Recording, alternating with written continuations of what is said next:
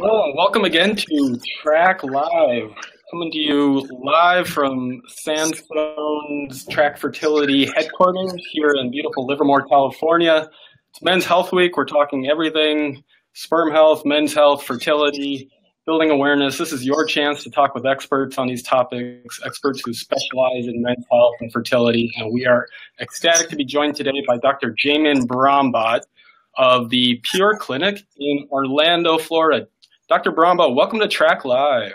What's up? Thanks for having me. Where's the live band? I don't hear it. I was going to have some of the team do a little jingle here in the background, but I think we're a little underfunded for. Oh, maybe next year. No, this is great. So we have so much to talk about. We're kind of focusing today on lifestyle and the impacts it can have on fertility. But I want to start by introducing you. So Dr. Brahmbhatt is one of the most interesting, most personable. That's interesting in a good way, okay, guys?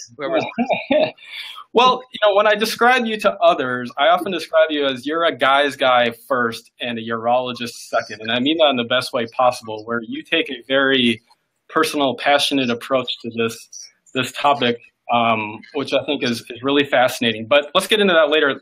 Tell us a little bit about your practice, your interests, and I'll tease a little bit. You just wrapped up one of the most fascinating events in this space last week that we'll talk about. But talk about yourself first, and don't hesitate to brag.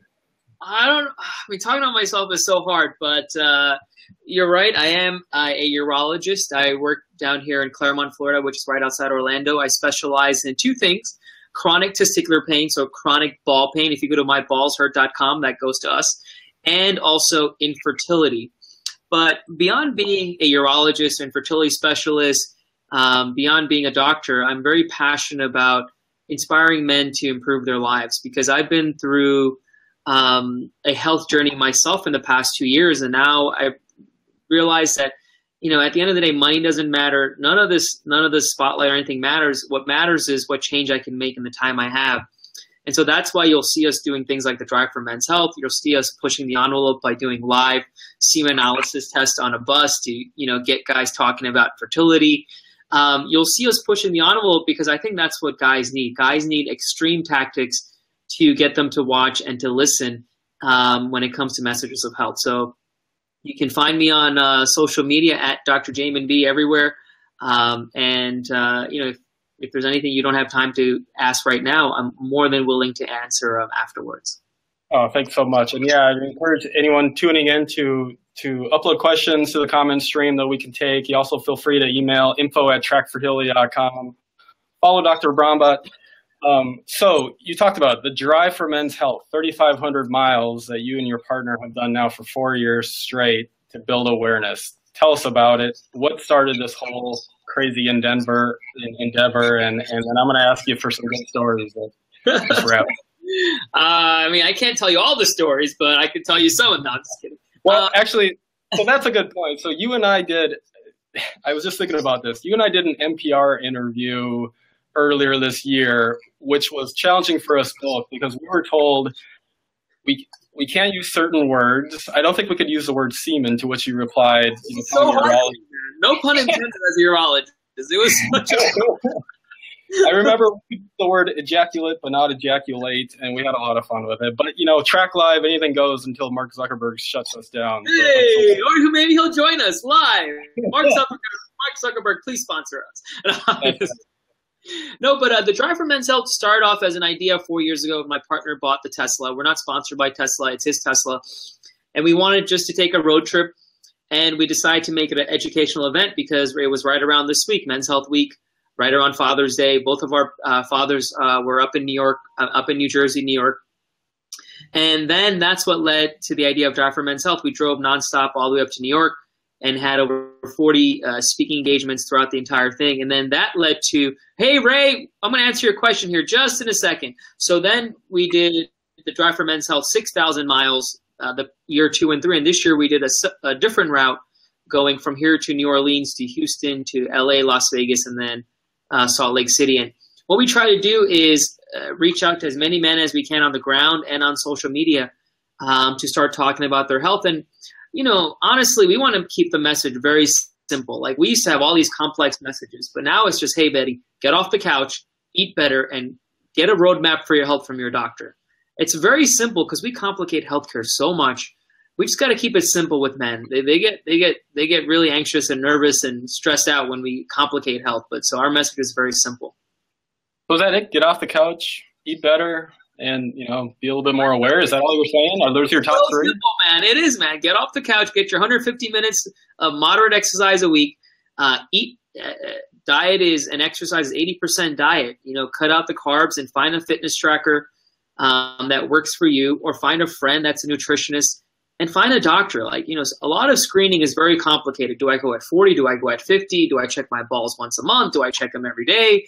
Who knows? So all that thinking can be done for you through your doctor. So we just want to keep it very simple here. Now, someone had a question popped up, but it got lost. Yeah, they did. Let me show it. So we had a question come in. And again, we're talking about fertility here. And someone asked a question, so what's worse for sperm, caffeine or alcohol? And as a guy that drinks a lot of coffee, I'm especially interested in your take. Actually, I don't drink. I drink a little bit of caffeine over there. I would say alcohol. Caffeine in moderation is fine. Actually, caffeine, now when I say caffeine, I mean like just black coffee. Now, most of us put a lot of sugar, a lot of milk products in there, monster drinks, all that stuff in excess is bad for you because there's a lot of chemicals in there that can affect not only your body, but its blood pressure, and then that can affect your sperm counts. But if I had to pick between one of them, assuming that you mean caffeine, you just mean like straightforward black coffee, once or twice a day. Alcohol is, I would say, worse for you overall. And that's because just guys overall drink more than usual, and alcoholism is very prominent in the male population, and it's a chemical. And at the end of the day, it's a chemical. And too much of it can affect not only your metabolism, but can affect weight gain as well. So if you drink, 2 or 3 beers a day, that's about 600 calories a day. Add that up to 2,000, which is equal to a pound. And then you can start counting how many pounds you're gaining a week. And then that leads to being overweight, obesity. And then that can affect your overall fertility and sperm count. So I would say out of the two, I would say alcohol. Out of the two, but let's not be too much of a buzzkill, right? It's kind of everything with moderation. Moderation's fine, man. A beer here or there, drink here or there is, it is okay. But, the thing with guys is when you give them the option of moderation, they don't understand moderation. It's for them. Sure. They live in extreme. So that's why I'm so hard with my message, is because when you tell them, oh, it's okay, they think 6 beers a day is okay, which is not. Everything's relative, yeah, right. Well, let's talk about sperm for a second, because we've known each other for a while. You've been a huge inspiration to what we're trying to build here at Trak, and had a lot of influence and guidance over the product itself. The Trak system allows guys to measure and track sperm counts at home. Check it out, Trak Fertility. You can purchase it on Amazon. But let's talk about lifestyle in the context of sperm specifically.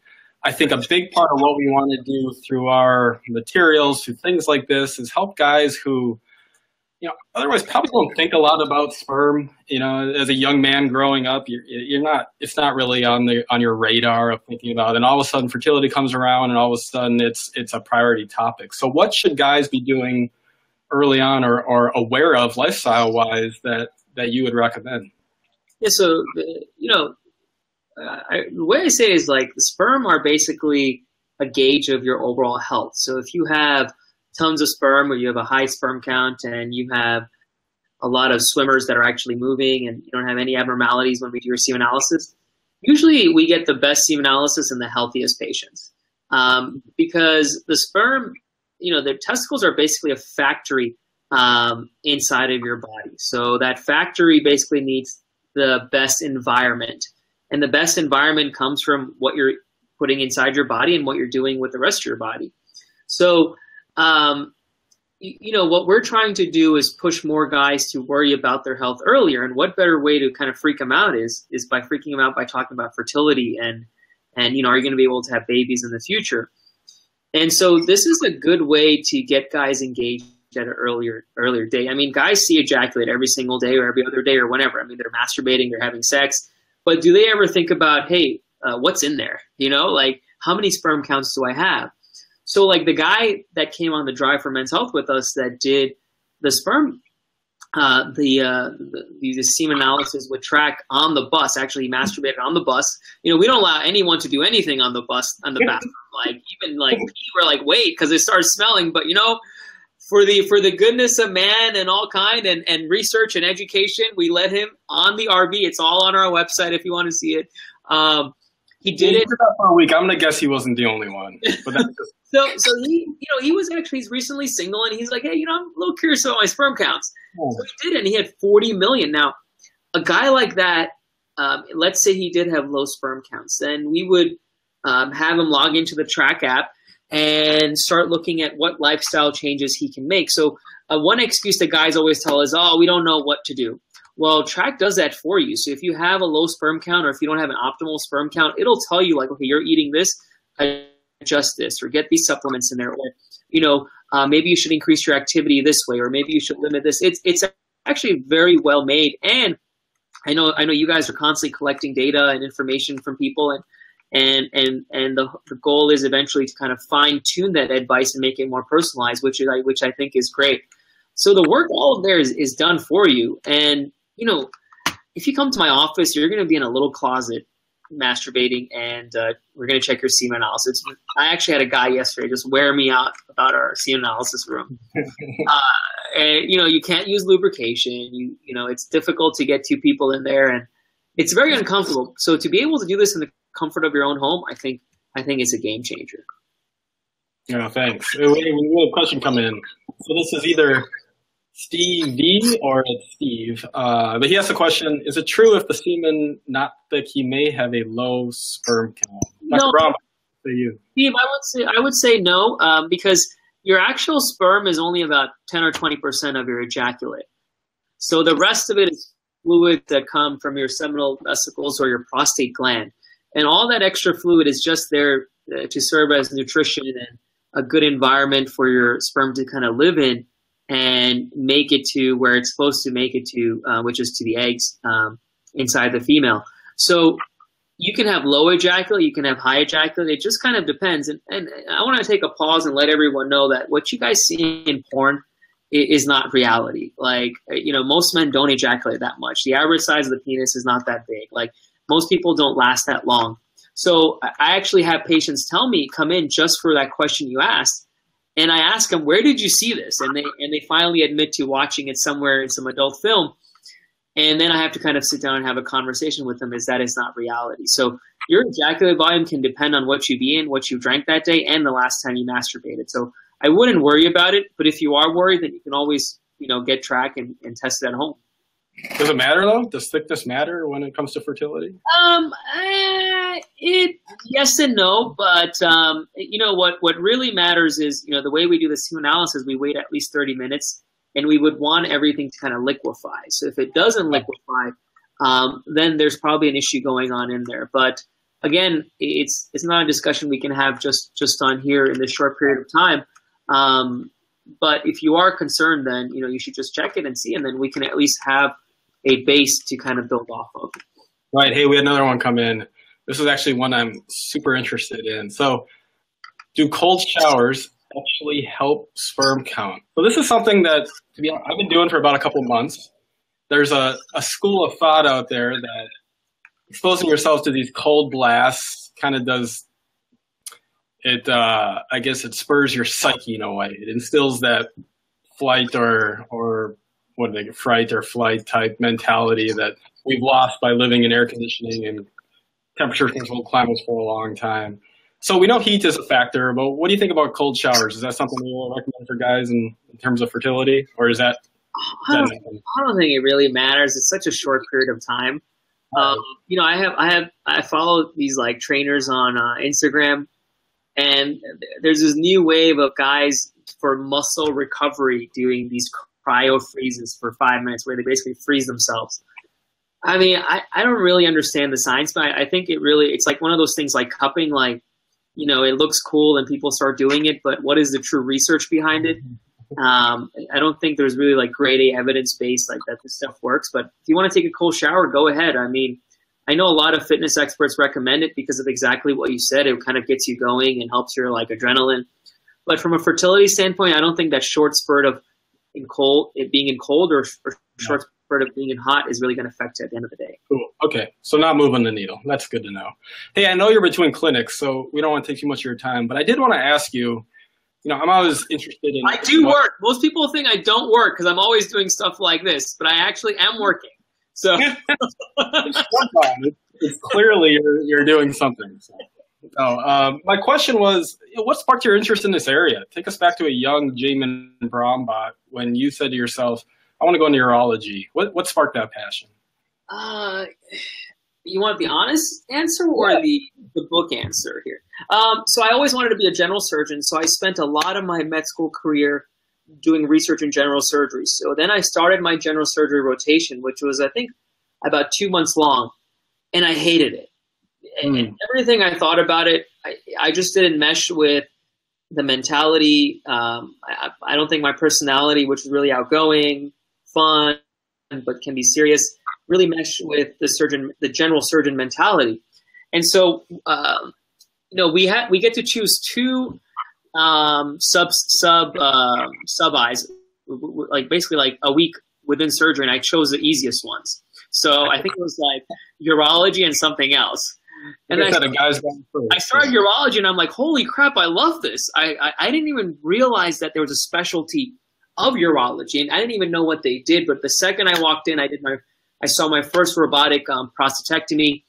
I saw that we can help patients from all age groups, and we can do surgery, we can do medications. And I basically fell in love with it because I could still be a surgeon.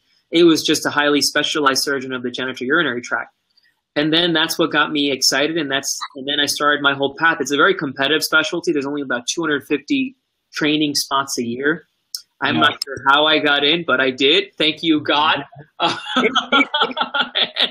And the rest is history. It's 5 years. It's 5 years of training, and I did 1 more year of fellowship. So it was a long educational path, but it was well worth it. Well, it's very impressive, and all these things that you are doing are phenomenal. And as we celebrate Men's Health Week leading up to Father's Day, we need more ambassadors like you out there pounding the pavement and telling guys, it's not okay to live so kind of carelessly early on. There are ramifications, and I think the more education and awareness we can bring, the better. So. Guys, we have to get healthier. I mean, we live 5 years less than our female counterparts. So why do we work so hard? Like everyone says, I can't go to the doctor because I'm so busy. But why are you working so hard? You're working hard for your family. So why not take that hour a year to go see a physician and get your surveillance done so you can live longer? You're working for your family and their future. So don't you want to be there for them when you're retired and you can hang out with them and go on vacation with them and be healthy and not be on a wheelchair or have had a stroke? It's very easy. It's very simple. That just work a little less on making money and start working a little harder on your body, which is your most priceless possession. It's a great message. Good one to go down. Invest in yourself, and good things will happen in all other areas of life, right? I think that's very sound. Hey, where can people find you? How can they reach out to you or find you on Twitter? What do you want to talk about? Yeah, Twitter, Instagram, Facebook. It's at Dr Jamin B. Or you can hit me up on Trak or send us a message on Don't Cook Your Balls. And if it's something relevant to me, it always gets funneled to me. So I am here to answer your questions. And, I appreciate the opportunity that you guys at Trak have given me to speak today. And let's keep doing this, and let's get guys more educated and healthier. Let's do it again soon. This was fun. Thank you so much. Next time I want to see you do your semen analysis live on Facebook. That's the challenge. Well, then maybe we'd get a call from Mark Zuckerberg, right? We don't want to shut down Trak Live yet. This is just starting. All right. Well, thanks again, Dr. Brahmbhatt. This has been great. We'll do it again soon, all right? All right. Thank you, buddy. Have a good day. Thank you. Take care. Bye.